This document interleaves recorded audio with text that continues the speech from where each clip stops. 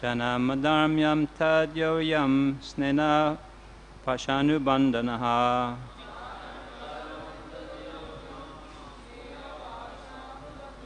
Jananadarmyam tadyoyam sneya pashanubandanaha.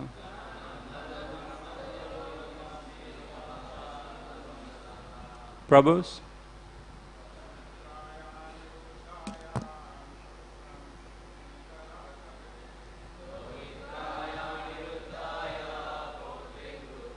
Haraya.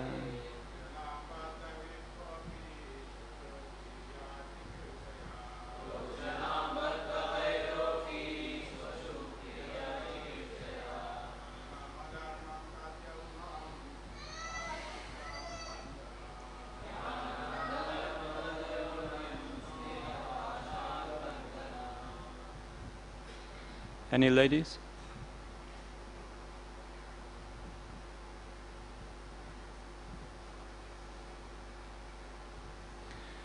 Dohitraya to his daughter's son. Aniruddhaya Aniruddha. Putrim his granddaughter. Rukmi Rukmi. Adadat gave. Hare towards Lord Krishna. Rochanam named Rochana. Pada bound. Vairaha in enmity. Api although. Shashuhu his sister. Priya Chik Irsaya wanting to please. Jnanam knowing. Adharmam irreligion. Tat that. Yonam marriage. Sneha of affection. Pasha by the ropes. Anubandaha whose bondage. Translation.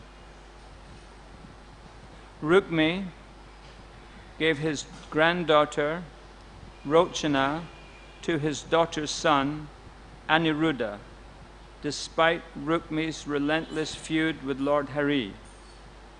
Although Rukmi considered this marriage irreligious, he wanted to please his sister, bound as he was by the ropes of affection. If we could say it responsively, Rukmi gave his granddaughter Rochana to his daughter's son Aniruddha. Despite Rukmi's relentless feud with Lord Hari, although Rukmi considered this marriage irreligious, he wanted to please his sister, bound as he was by the ropes of affection. Purport.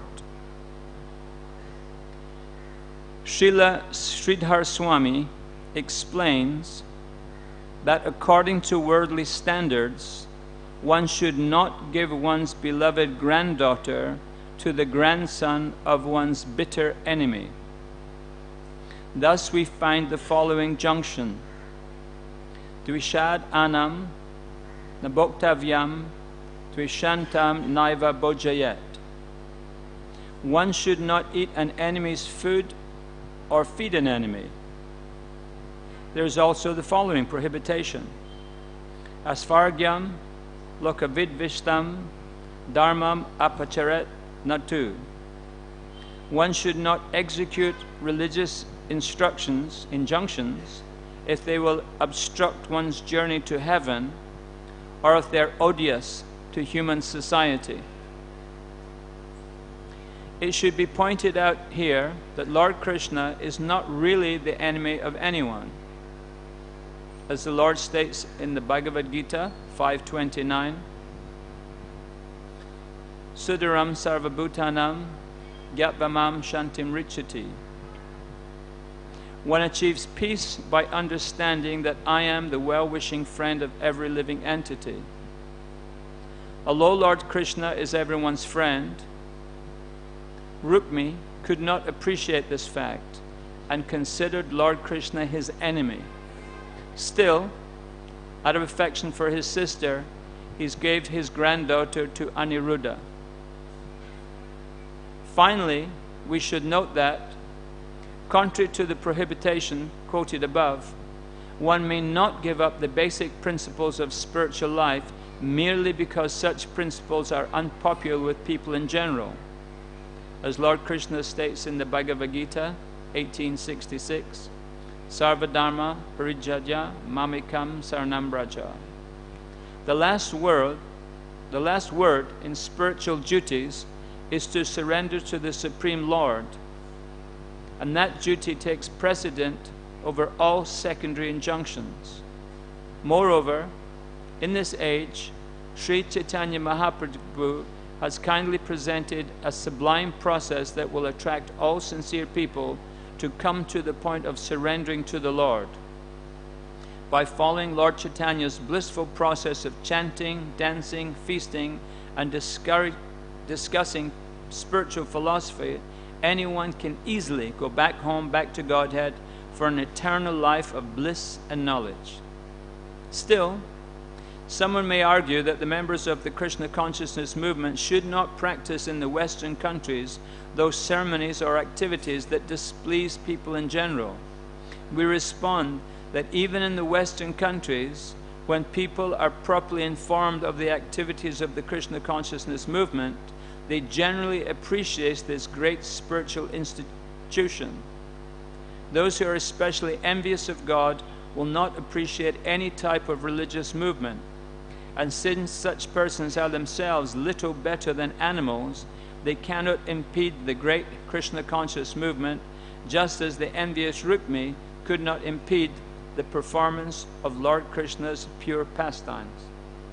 Namo Om Vishnu Padaya Krishna Pastaya Bhutale Srimate Bhaktivedanta Swami Namane Namaste Saraswati Devi Gauravani Pacharni Nirvasesa Sunyavadi Paska Desatarani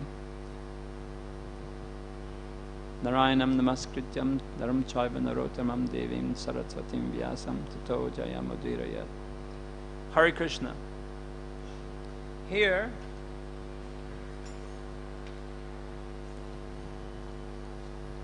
in this verse, in the 10th canto, entitled Lord Balaram Slays Rukmi, Canto 10, Chapter 26.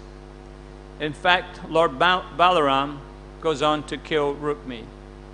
Rukmi has a difficult relationship with Krishna because it's one full of enmity. The Supreme Lord, his grandson Aniruddha, is going to be married to Rukmi's grandchild, and this union Rukmi considers to be a dharma. He considers it to be irreligious. Nevertheless, because of the ropes of attachment, the bonds of attachment to his sister, he agrees to the marriage. So this verse, and indeed the purport, elaborates the psychology of a person doing something which he finds to be distasteful.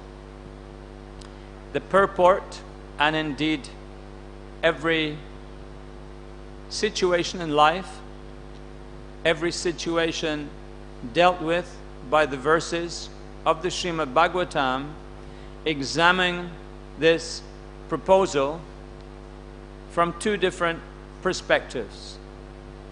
One perspective is the perspective of the conditioned soul. The other perspective is the perspective of the devotee of Krishna.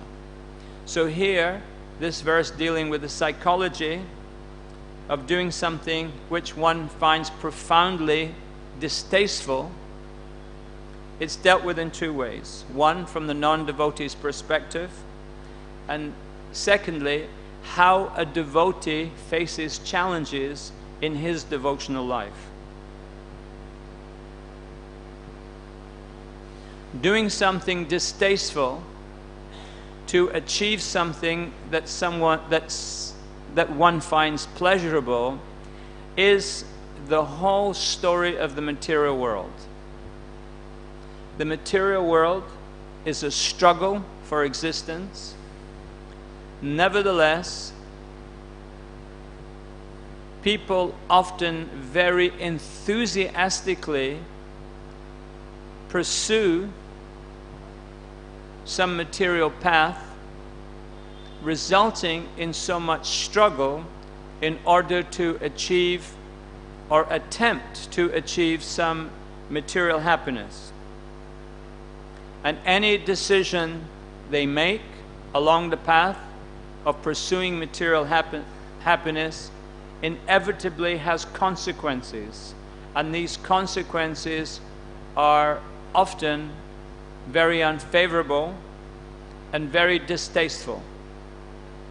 There is a young IT specialist in Delhi who spends his weekends in Vrindavan. He's maybe 26, 27. He's enthusiastic about Krishna consciousness. Nevertheless, he wants to enjoy material life. To that end, he qualified in IT. He's with a company which regularly sends people to work in California for Microsoft. They train people, they feed them to Microsoft. He explained that Microsoft in California has 20,000 visas for Indian citizens, and they have a roll-on, roll-off situations where people can go to the United States and work, and of course make good money. In Silicon Valley, there are over 1,000 Indian millionaires, and they went on some contract to do some work, but while there they set up their own app, set up their own company, set up their own Hotmail, was sold for 247 million. They're the chief CEO of Microsoft. He's an Indian gentleman. So there's over 1,000 millionaires who are making money, doing apps, doing different things, whilst they're being sponsored to work for some Western country. So there's the opportunity to make big money. And this young devotee, he's very intrigued by this. He's very attracted by this. So he explained to me his strategy. He said, at the company where I work, they keep the very best writers of code. They're writing lines of code all day long. The ones who don't make any mistakes, who are therefore very good, he said they never get visas. They keep them there to train the new people who come. So he said, there's a group of us, every now and then we make a mistake deliberately. It's caught when they run it through, they catch the mistakes, but they don't want to have 100% record. They go for the high 90s, because 100% you're never going to get the visa for America. And he explains that in the coffee shops and in the people where people congregate and at each other's house, all of the IT writers, they're always talking and planning how to get the visa for America. And he told me one scheme that several of his friends have enlisted upon in order to get the visa. In Bihar, there's a Christian priest from Austria. He's a preacher. He was a Jesuit monk for so many years, but then he became a priest. And he's in Bihar to recruit people to the Christian church. This is his reason for being there. And after being there for 20 years, during this time, he discovered that the Brahmins, they are the most intelligent, they can study, and they are the best candidates to become Catholic priests. So he gets particularly excited when he meets a young Brahmin boy who's disillusioned with India, disillusioned with Hinduism, and he tries to train him to become a priest, to send back to Europe so that he can be a priest in a church. So he said some of his friends, one by one, someone did it, he told his friends, one by one they go to this town in Bihar and they kind of loiter around and wait outside where the priest's house is. And then when the priest comes, they come along and they're looking a little sad. And the priest, of course, he's preaching, he's doing his Sankirtan, so he sees someone a little disillusioned, someone he can preach to. He said, "Are you okay?" "No, not really. I'm a little disappointed. There's not much compassion in Hinduism, not much love." "Oh, Jesus was..." And he teaches them about Jesus. They get all excited and this. And then somewhere in the conversation he says, "Well, what caste are you?" Now, no matter what caste they are, they say, "Oh, I'm from Brahmin caste." Oh, he gets very excited. And he converts them, they get baptized, they become Christians, they go to the Christian seminary. 5 years later, they go to Austria to become a priest in the local parish. And just like the green card in America, once they've been there 2 years, they can get their own passport and so on. As soon as they get the passport, they get a job in IT, they bring the wife over, they bring the. So I knew one devotee from Austria. So I spoke to him, I said, "How is the Catholic Church doing in Austria?" He said, "Not very well, not many people are going. It's like everywhere, it's losing its ground to materialism. People are more interested in expanding their material situation than they are in any kind of religion. It's Kali Yuga." I said, "Well, where do the priests come from?" He said, "Well," he said, "it's funny you should say that, because in so many of the villages and the small towns, the priests come from India." So I spoke to one other person from the Catholic Church I know in England. And I said, "In your parish, in your area, where you have your church, which overseas preaching area are you connected with?" They said, "Oh, we have an area we're connected with in Nigeria." And I said, "So are you making priests and so on in Nigeria?" They say, "Yeah, it's quite successful." I said, "Then after some time, do you bring the priests to England?" They said, "Yeah, that's what they do." I said, "Well, how many priests have you lost, who stop becoming priests once they get their paperwork?" They said, "Well, that's funny. We have actually lost quite a few." And I said, "So how do you deal with that?" They say, "Well, what we decided some years ago is that no matter how enthusiastic they are and no matter how much they make contacts with the local people and how much they do so many nice things," they said, "we only let them stay for 6 months. Because after that, we lose too many. They do something else." So the point I'm making is that people go to great lengths to try to pursue material life and material activities, even to the extent of falsely converting to some religion. Now, I know none of you here have done that. I know that you're all very serious devotees. But even to the extent of falsely converting so that they can go to America to get some job, to pursue material life. So in material circumstances, one often has to do something which is not very pleasant in order to have the opportunity to enjoy material life. Enjoying material life does not come easy. It comes at a very high price. And if one is to attempt to seriously enjoy, of course, Srila Prabhupada explains that you can try for 1,000,000 years, but you don't find happiness in the material world. But nevertheless, this prospect of really what we're doing in the material world is upgrading. We're getting the new phone, we're getting the new computer, we're getting the new sari, we're getting the new shoes, we're trying to get some enjoyment from having the new version, the new one, the different color, the different size, the faster processor, the bigger screen, the matte finish, the whatever. We're thinking that simply by upgrading we will become happy. Of course, we're not any more happy with the new version as we are with the old version. And to get the new version, it takes a lot of work, it takes a lot of effort. We have to sweat and work, but that's the illusion under which the living entity toils. In England,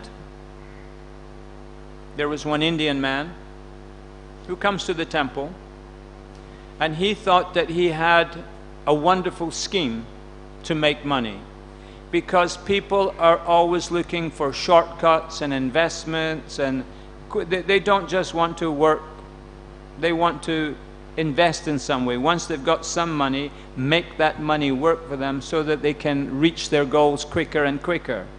So this gentleman, he came across someone who was in international banking. And the banker explained that in order to transfer currency from one country to another in large amounts, there are special large denomination notes. $50,000, $100,000, all in dollars, big notes. And money gets transferred in this way, so it can take up a small amount of space. The money goes. And as an added security, the banknote is treated with a very specialized chemical agent in which once the note is treated, it just looks like an ordinary piece of paper. Because if anyone unexpectedly sees it, it has no value. But once it's treated with the chemical, then again it becomes a note which is currency, and so on and so on. And this banker, he knew someone who had inherited a large fortune in an African country, so they had transferred all of the wealth into these negotiable securities, and then the person was arrested, the government found out what he was doing, and so on. So there was this opportunity to invest in this once-in-a-lifetime scheme, to put up the money for the chemical and to make the note materialize again, and there was going to be big investment opportunity, because the people were stuck, they were in jail, the family were willing to negotiate for a portion of the value to... So this Indian gentleman, he was very excited by this. He put up 20,000 pounds, which is how much? 5 lakhs of rupees? He put up 5 lakhs of... No, it's more than that. How much is 20,000 pounds?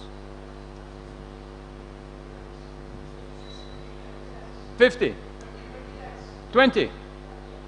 He put up 20 lakhs of rupees, and as security for his money, he was allowed to hold several $1 million with the paper. He paid the money. Of course, the gentleman never came back again. And when he had the paper tested, it was just ordinary paper you can buy in any paper store for $5 for 500 rupees. So he paid 20 lakhs of rupees for 500 rupees with the paper. And he was crying and coming to the temple and praying and so. But the point is that people are greedy. They want shortcuts, they want enjoyment, therefore they're easily cheated.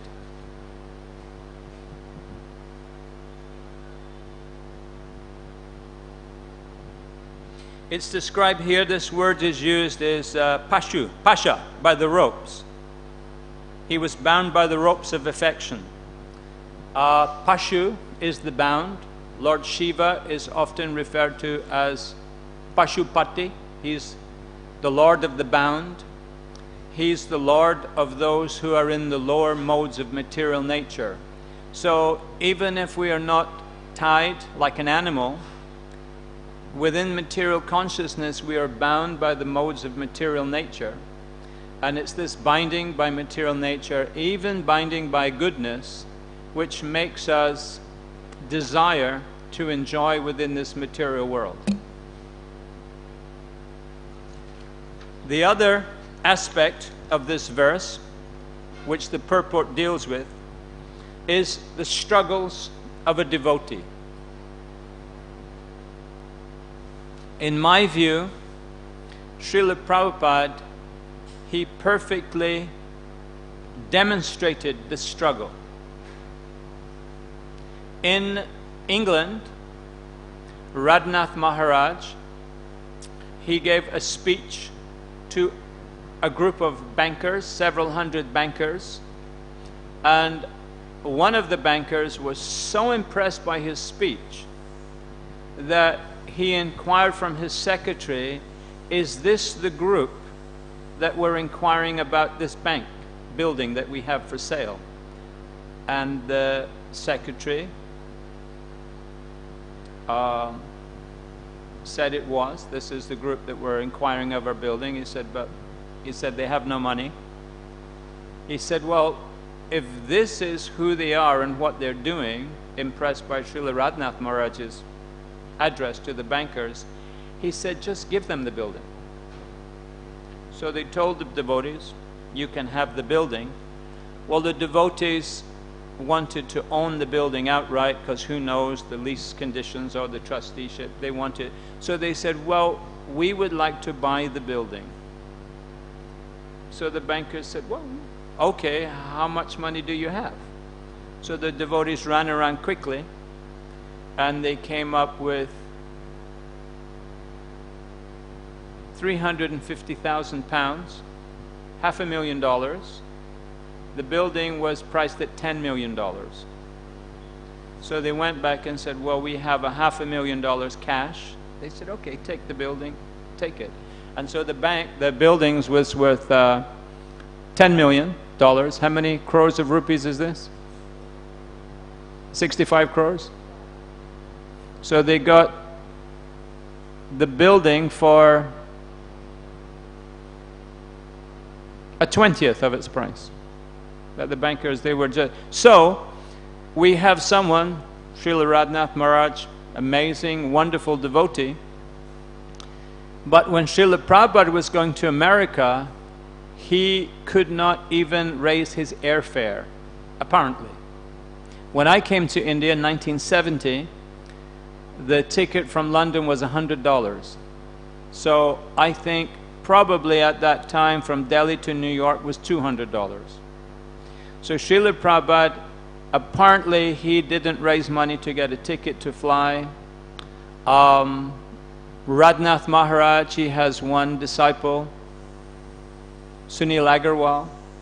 He has a building, a house, big multi-story, 5-story house, in the same square as the American Embassy, Grosvenor Square. He was offered $18 million for the house. He said, no, I'm going to keep it.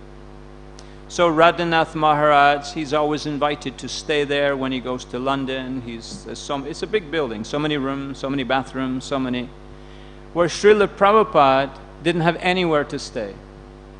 He didn't have any money. People go to Govinda's here and they spend more money on a meal than what Srila Prabhupada, the money he took with him to America. So apparently, he had nowhere to stay, he had no support, he had no contracts, he had nothing. But to my mind, Srila Prabhupada, he did this deliberately to show us forever that we individually can become Krishna conscious. We individually can spread Krishna consciousness with nothing except the desire. And indeed, Srila Prabhupada said one time, we must be determined that one day we will become determined to serve Krishna. So this determination is all that's needed. There is no, it's not that we have to work to do a business, to get some profit from the business. We have to educate the children so they can support us. So we have to write a book. We have to get royalties. And there is no material arrangement that needs to be made. There's no material arrangement that's the forerunner of individual advancement in Krishna consciousness, nor the potency to influence others in Krishna consciousness. It's simply the process itself. So, does this finish at 9:15? Individual devotees, they will employ various techniques in order to do their service. When I was in Hyderabad, when I was here in Bombay, in the early 70s, in Juhu, one devotee, Achyutananda Prabhu, he was attending a program with one nice Indian gentleman who he was cultivating to help the Krishna consciousness movement. And he was at a social function near Juhu, and many people were there. Several hundreds people were there. Towards the end of the social function, Muktananda Swami, he came, because he had just landed at the airport, and some of his disciples had quickly gone to the airport to pick him up, to bring him to the function so that he could speak something. So Chutananda suddenly saw him. He was preparing to speak. So he was relating this the next day to Srila Prabhupada in Juhu. He said, so Srila Prabhupada, this is what happened. And he began to speak. He said, I didn't know what to do. He said, I thought if I leave, my host may become offended. I was at a nice point in cultivating him. He said, if I start to argue with Muktananda Swami, who was the big guru of Bombay, Mayavad guru at the time, he was very favored by Bharatiya Vidya Bhavan, those people who are impersonalists. So he was thinking that his position was weak to argue. He was a very famous guru. No one knew who he was. ISKCON was just a fledgling movement. So he thought it may not be the best strategy in front of everyone just to interrupt his speech and start a fight and criticize. And he said, I decided not to do that, but simply to stay there. And he said, I was just chanting and focusing on my chanting, trying not to listen to what he had to say. He said, what should I have done, Srila Prabhupada? Srila Prabhupada said, well, he said, I don't waste any time talking to them. He said, every verse in Bhagavad Gita and Bhagavatam which glorifies Krishna, they are thinking this verse is referring to me. I am the sun and the moon, this is my universal form, and so on. So they feel they are being flattered. He said, I feel it's a waste of time talking to them when there are so many innocent people who will take the advantage of understanding their relationship with God, the relationship with Krishna. He said, so I just focus. He said, so you were right. He said, there's no need to discuss with them.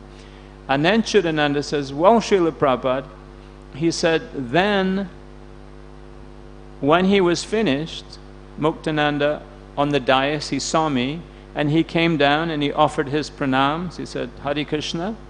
He said, I have just come from America and I visited several of the temples and ashrams of Bhaktivedanta Swami. He said, I was so impressed by the work he was doing. He said, so if ever there is any help that I can give you, you please let me know, and I'm at your disposal to help you in any way I can. So Srila Prabhupada said, okay. He said, ask him if he will endorse this letter. So Srila Prabhupada, he dictated a letter. He said, the followers of the Hare Krishna movement are first-class Vaishnavas. They wear Udrapunda, tilak. They chant Trisandanam, Gayatri. They worship Tulsi, this, that. So Prabhupada just described the activities of his disciples in technical Sanskrit terms. He said, ask him if he will sign this. So Chudananda went to see him that same day. He said, yesterday you asked me. He said, yes, yes, yes, what can I do? He said, can you endorse this letter? He said, yeah. He read it. He said, yes, of course. So he had his secretary type it on his letterhead. And on Srila Prabhupada's dictated letter, he signed at the bottom, with love and Om, thy own self, Chinmayananda Swami. So it just so happened that that week, Bhavan's journal, which was English language journal, twice a month, and various cultural and philosophical matters, that the editors of the journal, they had noticed the activities of the Hare Krishna movement, and they said, they put a question to the readers in terms of the editorial. They said, should non-born Hindus, such as the members of the Hare Krishna Society, be given the facilities that people born in Hindu families are given? So people wrote in, there was various letters, various correspondence. They published the answers a month later. So there was an intermediate magazine on some other topics. Then a month later, they discussed the letters. So there was many Sanskrit professors, people like this, Sanskrit pundits.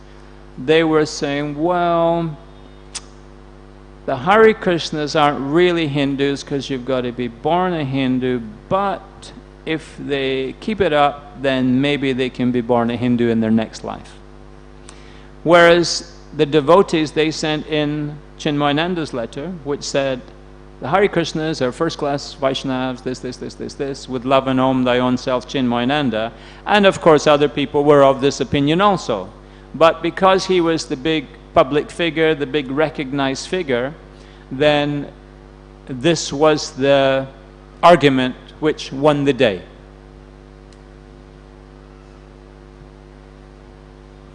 So,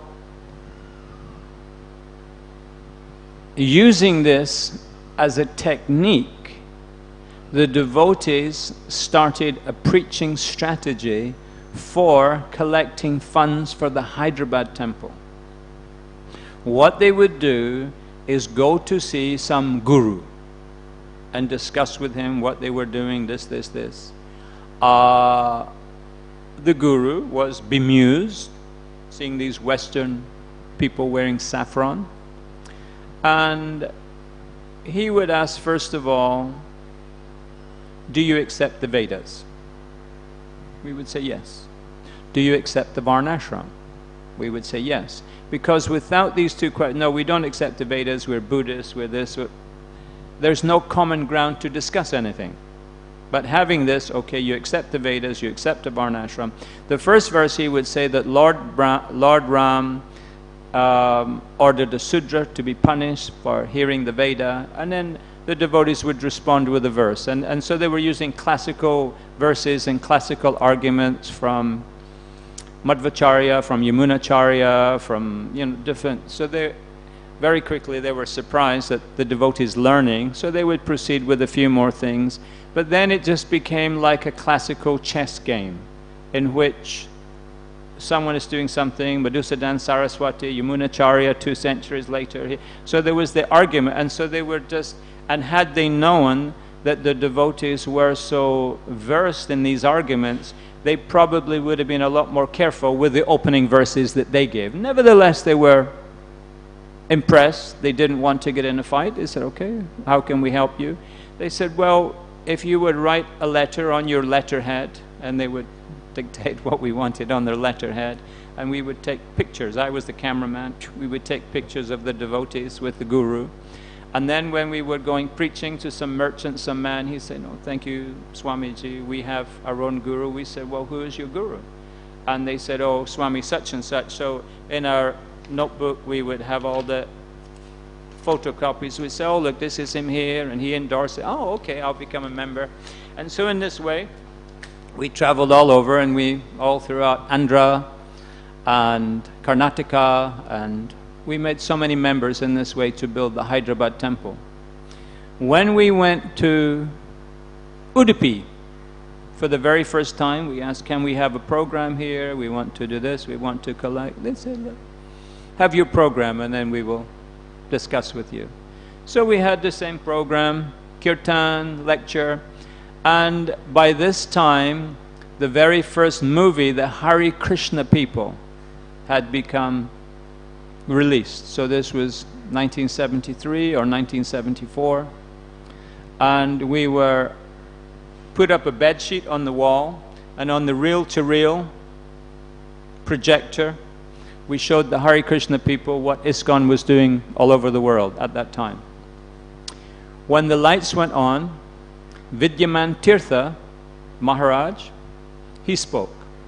As you know, there are 8 sannyasis in the line, and at the time he was the foremost sannyasi. He was the most scholarly, he was the most erudite, as well as training his young junior, who would be the young sannyasi, who would be the next guru. He was training 3 of the other juniors also, because he was so competent, he was so... So when the lights went on, he said, in the Ayurveda, it's explained that the subtle body extends 1 meter beyond the gross body. It says, in this subtle area, in this meter area, there is a sphere of influence. He said, this is why we are very careful who we associate with. He said, which is why we only preach within our own communities. He said, we don't associate with any people who are not Brahmins. He said, and this is why we are very careful who comes near our children, and especially the young gurus. He said, this is why in the Smarta community, even if the shadow of a low-class person touches them, immediately they do their bathing, their archanam, their purification mantras again, even if the shadow comes near them, because of this sphere of influence. He said, this is why we don't preach in the Western countries. He said, we would fall down. We would lose our spiritual standing. He said, we know this, so we don't go. He said, so when we see Bhaktivedanta Swami, who not only did not become influenced by the demoniac mentalities in the West, but has made tens of thousands of people into Vaishnavas, he said, we do not understand what is the nature of this potency. So I did a very quick calculation. At the time, there were 650 million people in India. It's about 50-50, Vaishnavas and Mayavads. The Ramanuj Sampradayas probably bigger. So maybe 40% is Madhva. So if we have 40% of 300 million, we have about 120 million. He was the leading guru, so anything between 40, 60, 70 million followers he personally had. Very, very erudite, very scholarly, very saintly. But with regard to Srila Prabhupada, he said, when we see his activities making tens of thousands of Western people into Vaishnavas, he said, we cannot understand what is the nature of this potency. So we, members of ISKCON, have a very unique good fortune in that we have the shelter of Srila Prabhupada, that we have the shelter of Chaitanya Mahaprabhu, and we have the opportunity to escape this almost permanent cycle of birth and death. The Sanskrit word that is used to describe our confinement within material energy is anadi, which is timeless. It's Prabhupada says, practically speaking, we are eternally conditioned. practically speaking. It's beyond, it's a long, long time. This particular universe that we're in just now, which the universes are coming and going almost eternally, this particular universe that we're in now, the scientists say that this planet is 5.5 billion years old. One devotee told me that if you look at the lifetimes of the different Manus, the universe is 43 trillion years old. But even if we take 5 billion, which is a smaller number for us to understand, if we live for 100 years, 50 years, then that's a lot of births in 5 billion. It's hundreds of millions of births that we have had. We are so conditioned, we're so eternally conditioned. But somehow or other, we have the mercy, we have the application to be within this Hare Krishna movement, this ISKCON society, and it would be the biggest disaster that any of us ever made if we were not to take full opportunity and to apply ourselves fully to this process of Krishna consciousness. I was going from Mathura to Vrindavan in a temple, squeezed in the temple. I think they take about 12 or 15 people. We were squeezed in the back, and I was with my friend. He was born in Jamaica. He's Jamaican, and he loves to chant, and he was letting me just take care of everything. He was closing his eyes. He was just very sincerely chanting.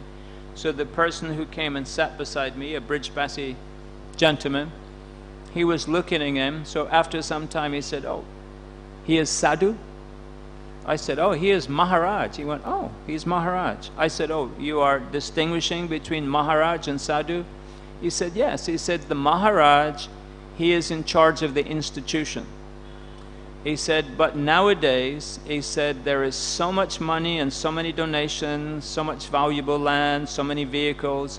He said, "We do not know who is the real Maharaj and who is the businessman." He said, "We don't know." He said, "We don't want to make any aparad, so we're very reserved in our judgment, but we don't know. What is his motive?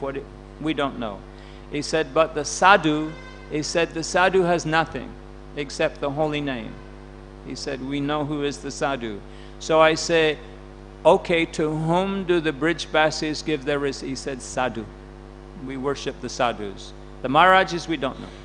We respect, but we don't know. The sadhus, we worship the sadhus."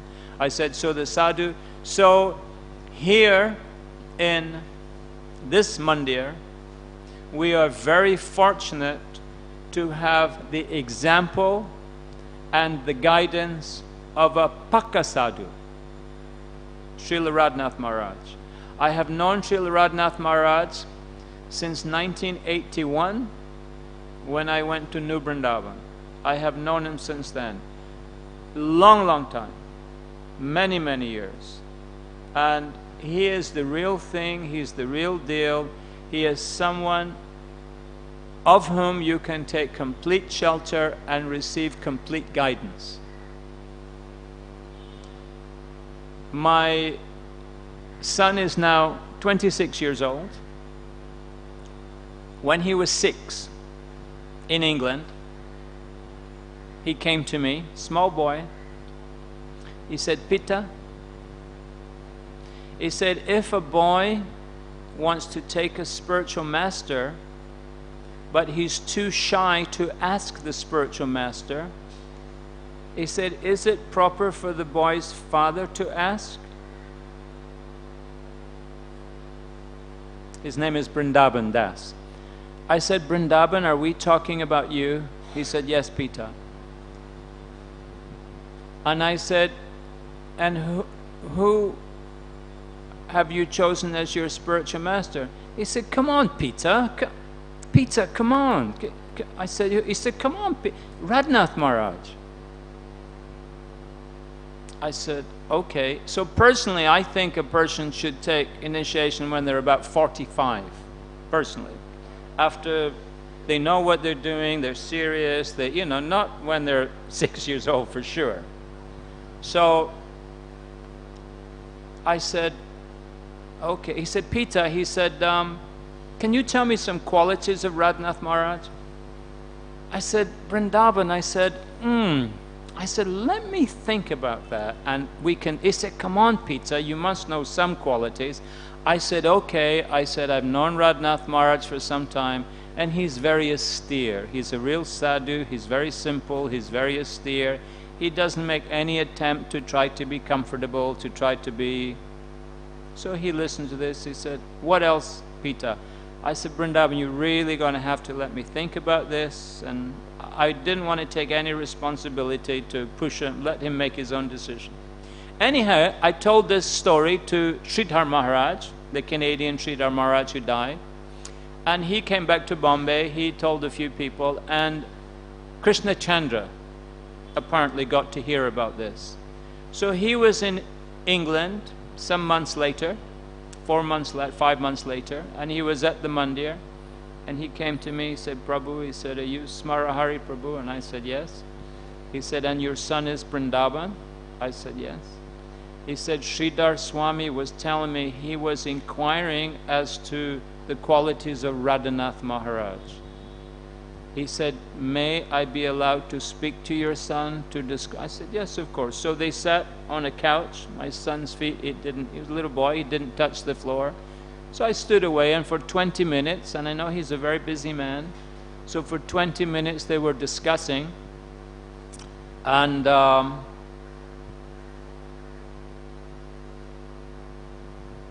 then I said, what did he say? He said he was talking about Radhanath Maharaj and describing how he was so very kind. He said he's very, very kind. He said, and this is why his family are the disciples of Radhanath Maharaj. He's very, very kind. He said, but Peter, he said, he told me that Maharaj was a little sick. And he said, I would like to tell him I hope he gets better soon. He said, but I don't know, how would I do this? I said, well, what you can do, Vrindavan, is write him a letter, and we'll give the letter to Krishna Chandra, and when he goes back to Bombay, he can give it to Maharaj. And Vrindavan, he said, but Peter, he said, I don't know how to write a letter. I said, well, what we can do, if you just say the words, I will write exactly what your words are, and then I will write that it's me who's writing the letter with the words that you are telling me. It's called dictation. He said, okay. So he said, dear Maharaj, I heard, you know, and he made a little letter which I gave to. So 10 days later, a letter came to the temple, and someone told me, oh, Smara, there's a letter from Maharaj somehow. So I went and got it, I brought it home, and we opened it, and it was addressed to my son. It was addressed to him, so we opened it, and I read it. It said, dear Vrindavan, he said, thank you very much for inquiring about my health. He said, I'm much better now and with a little more rest and things. He said, it is very nice that you are interested in becoming serious about Krishna consciousness. He said, and to be a good devotee, you should do everything that your mother and your father tell you. So my son, he said, could you read that part again? And I said, to be a good devotee, you have to do everything your mother and father tells you. So again, he thought about it for a few minutes. He said, Peter, he said, I don't think I'm ready for a spiritual master. So I told Sridhar, again he got back to Radhanath Maharaj. So just recently my son, he was at the Festival of Understanding in New Vrindavan, and he went a few years ago. I said, oh, who was there? He said, oh, who was there that you knew? He said, oh, Jamuna was there, and Malati. He said, and of course Radhanath Maharaj. I said, how was Maharaj? He said, yeah, he gave some nice talks. I said, any interest? He said, yeah, no, he told the story, you know, Peter, I'm not ready to have a spiritual master. Maharaj was Latin, Vrindavan, he's still not ready. So, we should be ready. We should take advantage immediately Srila Prabhupada said, there is absolutely no guarantee what life we will have next life. No guarantee. So, not to be like the devotee I know who said, I really want to become Krishna conscious, but not right now. We should aspire to be fully Krishna conscious immediately. We have a wonderful opportunity, we have a wonderful temple, we have wonderful association, we have a wonderful leader, wonderful sadhu, Srila Radhanath Maharaj. So we should take full advantage and become determined to become Krishna conscious. Hare Krishna.